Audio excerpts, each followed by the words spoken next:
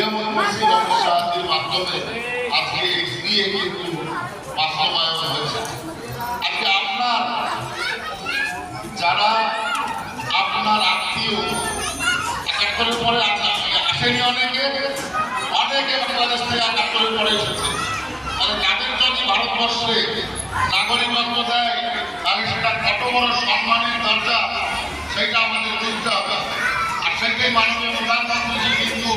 আমাদের সুরক্ষার ক্ষেত্রে আমাদের আগামী দিনের ভবিষ্যৎ প্রজন্মের করা হইলে যাতে তারা আগামীতে কোনো ক্ষতিগ্রস্ত না হয়, দেশে কোনো রকম সিটিজেনশিপ নিয়ে সমস্যায় না পড়ে,